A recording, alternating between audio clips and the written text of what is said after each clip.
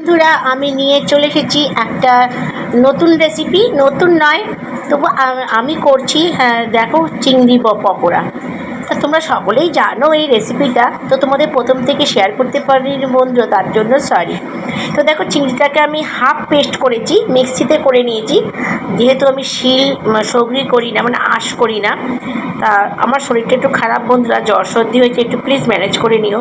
তো দেখো, চিংড়িটাকে আমি এরকম হাফ বাটা করেছি, করে এতে দিয়ে দিচ্ছি বেসন, কালো জিরে, কাঁচা লঙ্কা কুচি, পেঁয়াজ কুচি, জিরে, ধনে গুঁড়ো, হলুদ গুঁড়ো, লঙ্কা গুঁড়ো দিইনি, দিয়ে এটাকে ম্যারিনেট করে রেখে দিয়েছি। দেখো, এটা ম্যারিনেট করে রেখেছি অন্তত মিনিট 30 হবে।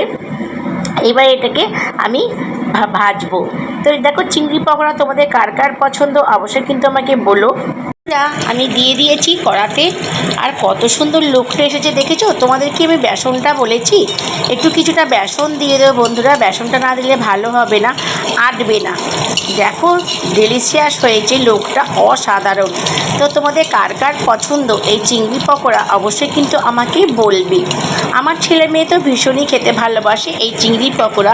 তো বন্ধুরা, তোমাদের একটা টিপস বলি, এই চিংড়ি পকোড়া আমি কোনো চিংড়ি মাছ দিয়ে করছি না। চিংড়ি মাছের লেজ, চিংড়ি মাছের মাথা, এই যেগুলো, এটা বড় বড় চিংড়ি ছিল, তো সেই বড় বড় চিংড়ির এটা হচ্ছে তোমার সুটটা, মাথা, লেজ দিয়ে আমি হাফ পেস্ট করে এই বড়াটা করেছি, মানে পকোড়াটা। তো চলো আমি তুলে নিই। বন্ধুরা, আমি কিন্তু একে একে চিংড়ি পকোড়াগুলো সবই কিন্তু ভেজে ফেলেছি, এটা হচ্ছে আমার লাস্ট। আর দেখো, চিংড়ি পকোড়াগুলো কতটা সুন্দর হয়েছে। আর তোমাদের একটা টিপস বলি বন্ধুরা, আরও একটা টিপস চিংড়ি পকোড়ার জন্য। এই চিংড়ি পকোড়াকে খাস্তা করার জন্য তোমরা একটা ডিম দিয়ে দেবে।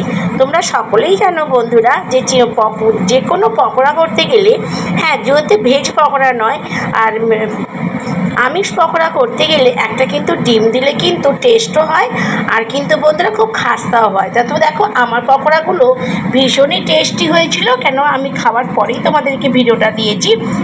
আর দেখো, আর হ্যাঁ, যেহেতু আমি খাই না, আমার ছেলে মেয়ে খেয়ে বলেছে বন্ধুরা যে ভীষণই ডেলিশিয়াস হয়েছে আর ভীষণই সুন্দর হয়েছে।